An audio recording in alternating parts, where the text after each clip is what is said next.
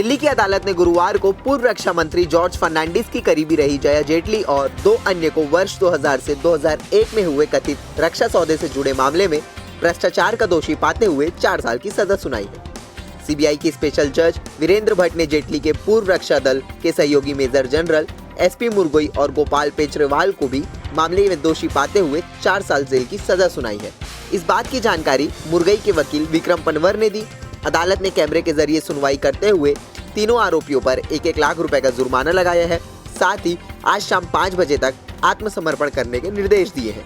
तीनों आरोपियों का हैंड हेल्ड थर्मल इमेजर के प्रस्तावित खरीदी में भ्रष्टाचार और आपराधिक षड्यंत्र का दोषी पाया है।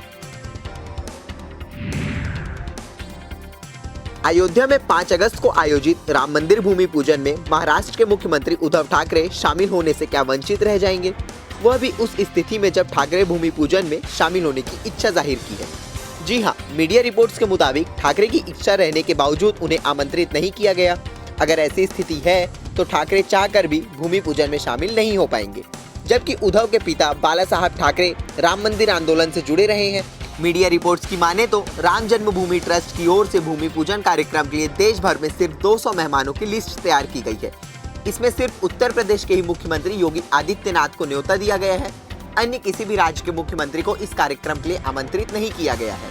ये तय हुआ है कि अगर मुख्यमंत्रियों को बुलाया गया तो सभी को निमंत्रण भेजना पड़ सकता है।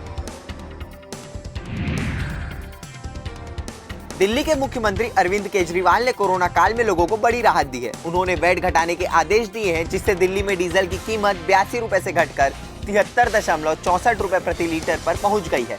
यानी केजरीवाल के फैसले से दिल्ली में डीजल अब 8.36 रुपए प्रति लीटर सस्ता हुआ है।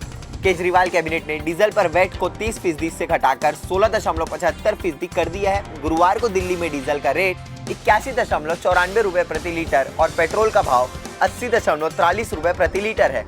इस महीने देखा जाए तो सरकारी तेल कंपनियां सिर्फ डीजल का दाम ही बढ़ा रही है। कोरोना संकट के बीच छत्तीसगढ़ के मुख्यमंत्री भूपेश बघेल ने लोगों को संबोधित किया। इस दौरान उन्होंने कहा कि हमें कोरोना संक्रमण को रोकने के लिए शहरों में लॉकडाउन का निर्णय लेना पड़ा है। आप सभी इस लॉकडाउन को गंभीरता से लें। लॉकडाउन से लोगों को कठिनाइयों का सामना करना पड़ता है, लेकिन अगर लोग सुरक्षा और बचाव के लिए नियमों का पालन नहीं करेंगे तो लॉकडाउन की स्थिति से बचा नहीं जा सकता। यह मेरे लिए, आपके लिए चिंतित होने, बीमारी से सावधान रहने और बचाव के उपायों को गंभीरता से लेने का समय है। मुख्यमंत्री भूपेश बघेल आज प्रदेश की जनता को संबोधित कर रहे थे। दिल्ली क्राइम ब्रांच के नारकोटिक सेल ने एक ऐसे सीरियल किलर डॉक्टर को गिरफ्तार किया है जो अब तक 100 से अधिक ट्रक और टैक्सी ड्राइवरों को मौत के घाट उतार चुका है। यह डॉक्टर कई राज्यों में फैले किडनी रैकेट से भी जुड़ा था, इसलिए करीब 125 लोगों की किडनी अवैध रूप से निकालकर ट्रांसप्लांट कर चुका है। जानकारी के मुताबिक डॉक्टर हत्या के बाद शवों को मगरमच्छ वाले नहर में फेंक देता था। पुलिस के मुताबिक आरोपी डॉक्टर देवेंद्र शर्मा 2002 से 2004 के बीच 50 से ज्यादा लोगों की हत्या कर चुका है। इसके ऊपर दर्जनों लोगों के अपहरण और हत्या के मामले दिल्ली, यूपी, राजस्थान और हरियाणा में दर्ज हो चुके थे, जिनमें से कई मामलों में अदालत ने उम्र कैद की सजा भी सुनाई थी। लेकिन जयपुर में जेल से पैरोल पर बाहर आने के बाद वो फरार हो गया था। कई राज्यों की पुलिस इसकी सरगनी से तलाश कर रही थी। छत्तीसगढ़ में 2 नाबालिग सगी बहनों के साथ 9 लड़कों द्वारा गैंगरेप करने का मामला सामने आया है।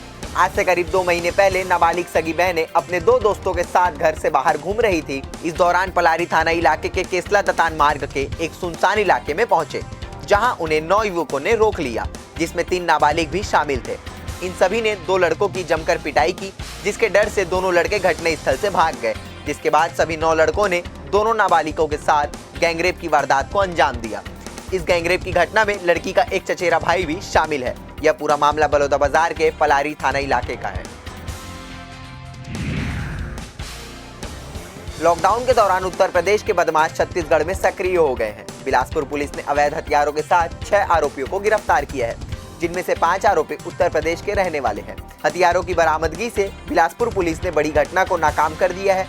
बिलासपुर रेंज में हो रही चोरी लूट की घटनाओं के मद्देनजर चेकिंग पॉइंट लगाकर संदिग्धों और बाहरी जिलों के आने जाने वालों पर कड़ी नजर रखी जा रही है।